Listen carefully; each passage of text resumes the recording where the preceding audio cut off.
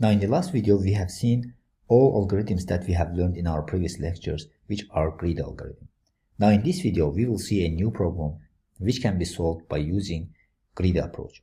So this problem is activity selection problem. So what exactly is the activity selection problem? So here we are given n number of activities with their start and end times. We need to select the maximum number of activities that can be performed by a single person, assuming that a person can only work on a single activity at a time. Now, what does this definition mean?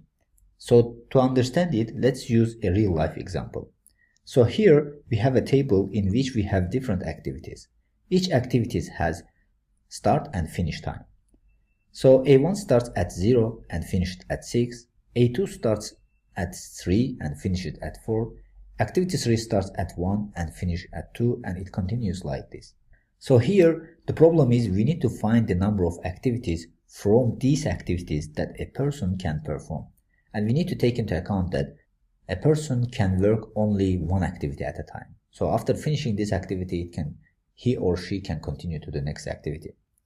Now let's say if a person starts performing activity 1, so from 0 to 6, he is already occupied. This means that this person will be free after 6. So he cannot perform activity 3, which is between 3 and 4, because in this case, he will be engaged with activity 1.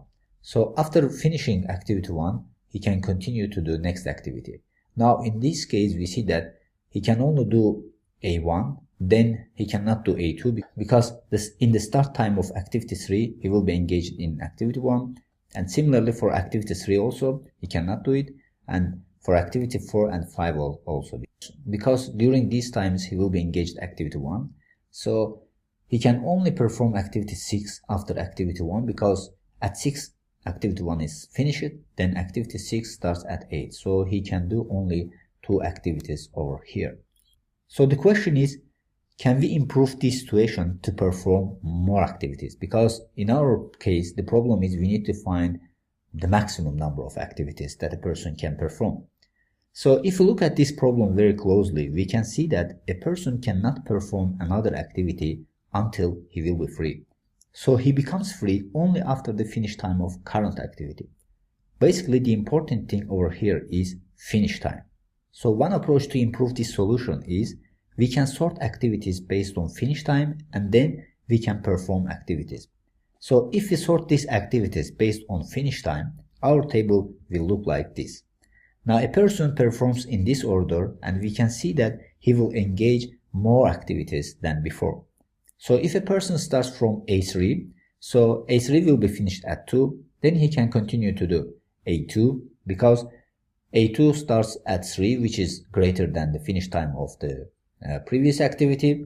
Then the next activity is A1, but he cannot perform A1 because the start time of A1 is less than the finish time of A2. So in this case we are skipping A1, then we are continuing to the A5. So in this case he can perform A5 because start time of A5 is greater than finish time of A2. So during this time he will be free. Then we are continuing A4, but in this case he's busy with the A5, so he cannot perform A4. Then we are continuing to A6. Now we see that after 7 he's free, so he can perform A6 over here. Now the number of activities will be 4 activities. Now as you can see, by sorting activities based on finish time, we have improved our solution. Now let's see why we call this algorithm a grid algorithm. Now the keyword in the grid algorithm is freeze, which means at a given point in time, we take the best solution and freeze it, then we never come back to it. So here also we did the same. We took A3, the best solution at that time. Then after A3, we took A1, which is the best solution at that time. So because A3 finishes at 2 and A2 starts directly after that, so this is the best solution in this case. So similarly, when we take A5, we guarantee that there is no any other activity which is better than A5 at this time. So that's why it's called grid algorithm, because in each step we are taking the local best option. So after finding these local best options, we are finding our global solution by combining these local solutions over here. And we know that the logic behind the grid algorithm is it finds the local optimum solutions and combine them together to find global optimum solution.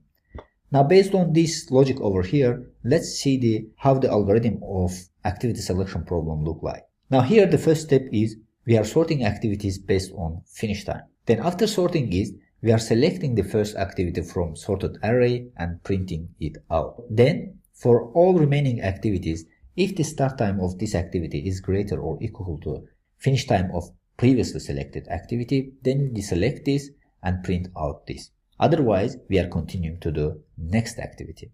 So as you see, the algorithm is very simple. Now based on this algorithm, let's create a method which solves activity selection problem in Java.